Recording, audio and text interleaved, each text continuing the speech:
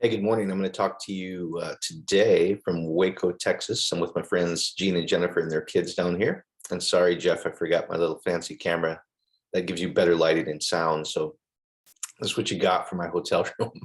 But I think you'll love this. And this idea came up about cleansing the temple and turning water into wine the other day in fellowship. And I thought I'd take a couple services to explain what that all is. And again, you understand the imagery. And does it fit the parable of the parables? Does it fit the two covenants? Because there's only two. One's physical. When two come together, they have the unlimited ability of God to create life, you and I, physical birth. And the second is the spiritual, mental, within the holiest of holies. And it's like a seed planted to the earth. And what that seed does, it carries the life all of its own and brings it all. It's the mystery is what Paul talks about, mysterion. It's we know it's there. We've experienced it. And now he's talking about a different kind of wedding feast when two come together and partake of each other that creates the unlimited ability of God to create. And there is not a physical woman there. Woman, what do I have to do with you, woman? We see salvation say. And there's the mother of Jesus there, and then disciples will show you what all that means. And there's no blood. There's no water or wine that is blood. And that's kind of the key to understanding all this. You have to understand the imagery of blood. And I'll show you what that is to the Hebrew. It's like wine. And it was called the juice of the grapes. So once you understand that, now the story becomes pretty easy because there's no physical wine. It ran out. There's no physical woman. What do I have to do with you, woman? This is within you. This is the marriage feast of the Lamb, the silent one, the secret one within you, the spirit that serves you within you, that you have the unlimited ability of God to create anything and bring it into physical reality for your life here. So let's go to John 2, and I'll just walk you through. And I'll have to keep myself from going through every word, because when you go word for word, it's so good when you take a look at it in the Greek and the Hebrew versus the English translation. You're not going to get it with the English translation. And I was talking to Gene and Jen last night, going at some point you go, what is going on? And it's really when it went from this beautiful allegory of life and life more abundantly, the two covenants, to death and killing and lack of joy and a lot of the stuff that we grew up with, which is not that. The good news is only good news. This should not be hard. Good news is good news. If you inject bad news into it, no longer becomes good news. So let me just show you this, John 2. All right. On the third day, ding, ding, ding. All right, this should be something already. On the third day, a wedding took place at Cana in Galilee. Jesus' mother was there. Jesus said to his disciples, had also been invited to the wedding. When the wine ran out, Jesus' mother said to them, they have no more wine. So there's no physical wine. And woman, why does this concern us? My hour is yet not come. And his mother says to the servants, do whatever he tells you. Now 6 stone water jars had been there for the Jewish rites of purification. Each could hold from 20 to 30 gallons. Jesus told the servants, fill the jars with water. So they filled them to the brim. Now draw some out. And they took it to the master of the banquet. They did so, and the master of the banquet tasted the water that had been into the wine. He did not know where it was from. So where is this from? This is the secret. This is the hidden place. This is within. This is prayer. This is salvation from within. But the servant who had drawn the water knew. This is the Spirit knows. Then he called the bridegroom aside and said, everyone serves the fine wine first and the cheap wine after the guests are drunk, but you have saved the fine wine until now. Jesus performed this as first of his signs at Cana in Galilee. He thus revealed his glory, and his disciples believed in him. I emphasize those because you know what's going to be coming. All right. So let's go into this in interlinear a little bit. John 2:1. Okay. On that day, the third day, 3 is the full orbed work of God that comes to pass, a revelation of the full orbed work of God. Gamos, there's a union that takes place in Cana of Galilee, and the mother of Jesus is there. So the birthing of what saves you is in this place. And where is it? It's Cana of Galilee. So let's look at Cana. And right away, it tells you, oops, I went too far, of Hebrew origin. All right. So probably need to find out what is the Hebrew origin. What is this word that's in Hebrew? It's not a Greek word. It's a Hebrew word. And it's kana. And it's kaf, nun, hey. Now, when you understand the Hebrew language, kaf is the last head, the final head. And noon is the seed or life that springs forth all on its own, as hay is whatever you behold. So this Cana is the last head right up here, that gives life to what you behold. Now, does that sound like prayer? Does that sound like quantum? That what you behold comes to life. This is the last head. This is the last life.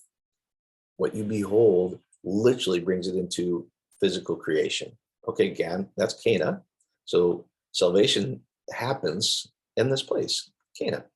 And what is Galilee? Now, Galilee is, it'll again say from the Hebrew Galil, Hebrew origin Galil, and it's from Galal. And when you go look at this, again, the Hebrew, it's Gamel, the camel, Lamed, with the rod of rods, the staff of staffs. So there's a physical rod in physical intimacy. And then there's the rod of rods, the ultimate, the fine wine, the one that is the finest of wine, the finest staff. And Galal is a camel that rises up and brings to the end of the journey. And Lamed, it means to roll away. And now you'll start to get the imagery, guys, of they rolled away the Eben, the stone. It's something cast out. It rolls out of the staff of staffs. It's something released. It's something scattered like seed. Get the imagery? And so Galal was to roll away from the staff of staffs.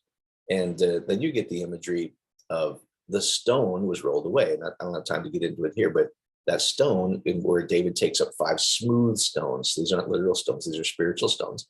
And it throws it and hits Goliath, very similar here, into the temple, into the head, the temple, right here where the God dwells.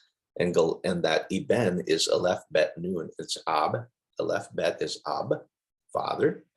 Nun, the seed that gives life all of its own. So the stone was rolled away. The Eben was rolled away. What is that? The seed of the Father was rolled away, cast out. That's really what that rolled away and Galal, Galilee means. All right.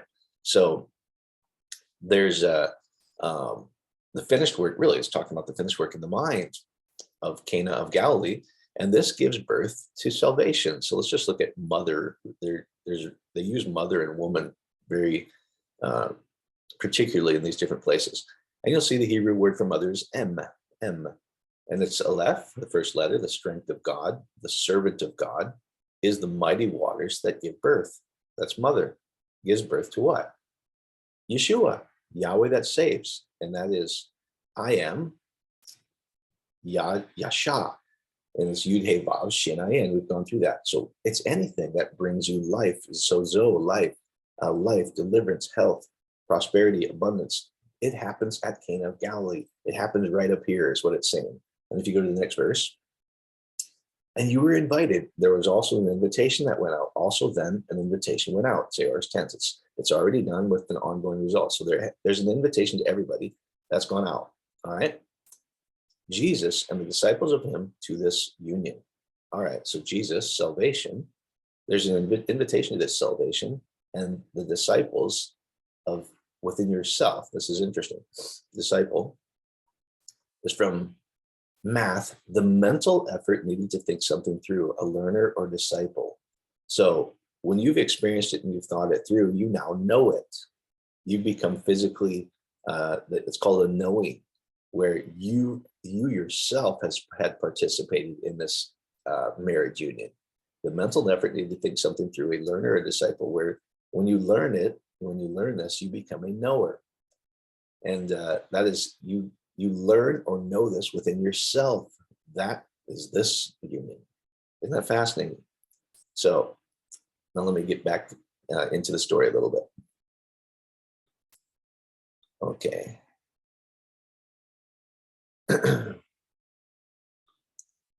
All right, so that was John 2. Then the wine ran out. Jesus' mother said to them, they have no more wine. So there is a wine that runs out. And there's a blood that runs out. And you'll understand what the blood and the wine are here in a minute. But if you go look at, let me just go to there real quick, because blood, when we get into it, like I'm taking this from the Mount of Olives. They're rising up from the olives, guys. The Mount of Olives is where they're rising up of the olives, the thing that rises above all else of the olives, and olive oil is released. And so in his anguish, this is about passion. This is about intimacy again. He prayed more earnestly, and his sweat became like drops of blood falling to the ground. And you'll see if you go look at that.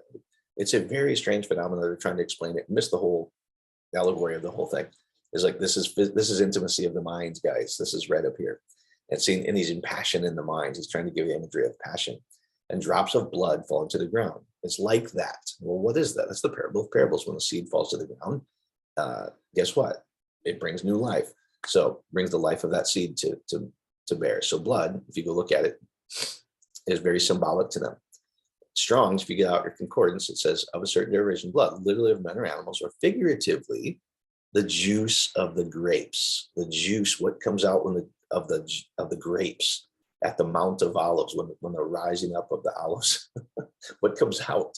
There's an anointing, but this is anointing in here. It's like drops of blood that fall to the earth. It's like seeds of the man that fall to the earth, but it's up here, guys. The juice of the grapes. And so what's juice of grapes? It's also called wine. So when he says this wine is run out, that's not, I don't have anything to do with that kind of a woman. This is a wine within yourself, the best wine, the wine of wines is what he's saying. All right.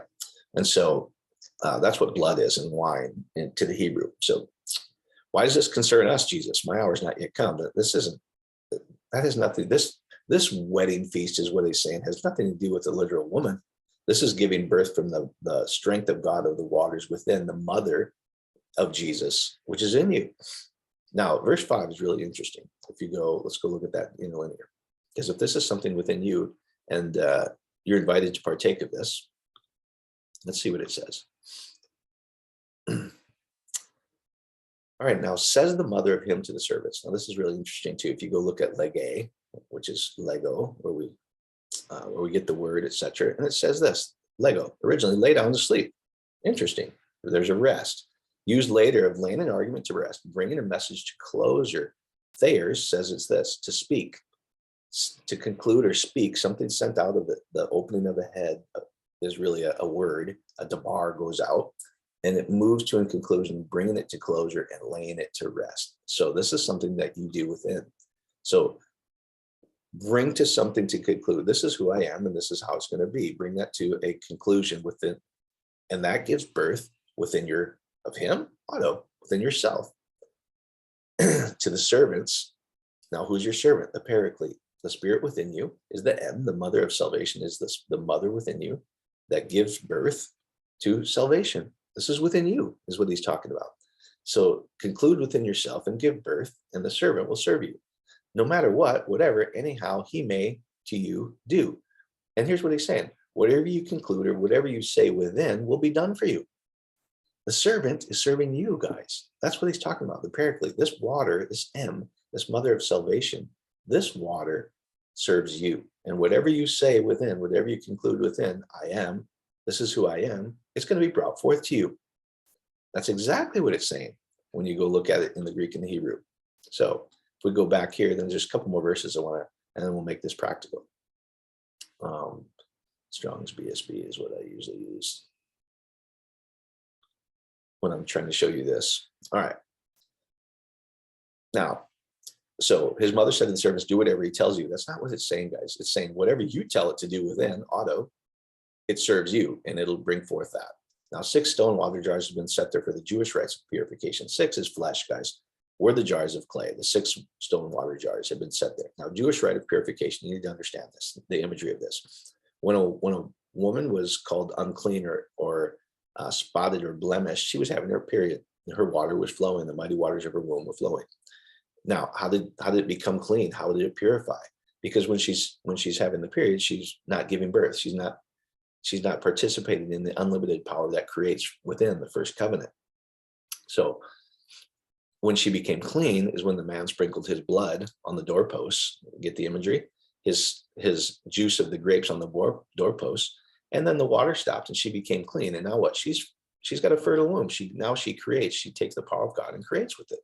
So that was the Jewish rite of purification, the imagery of it, guys.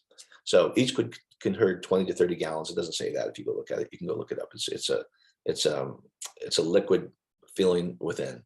Jesus told his servants, fill the jars with water. All right. Fill the jars with water. And so they filled them to the brim. You know, in Psalm 23, it says, take this cup from me, it's overflowing. It's about intimacy again, guys. He fills this inner cup to the brim that's overflowing. It's taking the water of the Spirit to overflowing. Now draw some out and take it to the master. They did so, and the master of the banquet tasted the wine. They've been turned to wine. And then you get the picture. The water was turned into wine. So the Spirit within you is now the blood or the wine, meaning it is the juice of the grapes that has the seed of the Father in itself that gives life, not of a physical woman, not of physical wine. This isn't that wine, is what it says. This is a wine within you. Now, verse 11, Jesus performed this, the first of his signs, at Cana of Galilee, and thus revealed his glory. His disciples believed him. All right, if we take this at interlinear again, I think you'll get the meaning. So what was Cana of Galilee? Cana of Galilee is the last head that has life within itself, that what you behold comes to life. So you're taking the mother, the mighty, the strength of God and the Spirit within you, which is M, Aleph, Mem. You're taking, and it's like drops of wine, right? And it drops to the earth within you and brings forth life all on its own, not with physical wine, not with a physical woman. This salvation happens within you.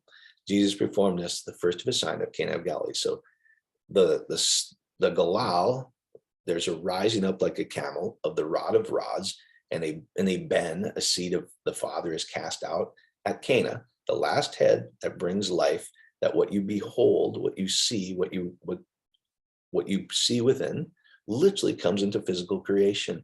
He thus revealed his glory, and his disciples believed him. Remember, disciples, I've now experienced this myself, and I'm a knower. So let's go look at that in the interlinear, and we'll finish this up. All right, that's verse 11. Interlinear. I think you're getting this, guys. All right. All right. This was the beginning of the signs. Signs. Signs are signs. It's not something it's a sign that something happened, that you've partaken of this wedding feast within. You've joined two together that have the unlimited ability of God to create. And how does it work? This happens at Cana of Galilee. What you conclude and see within yourself, Lego, speak, and see within yourself. What you speak and see within yourself. I'm saying that over and over because this is how quantum works. This is how prayer works. This is how you can partake of the Spirit within you and create. Because it's that union, it's that wedding feast. It's a sign of Jesus, of salvation in Cana of Galilee. Thus revealed the glory.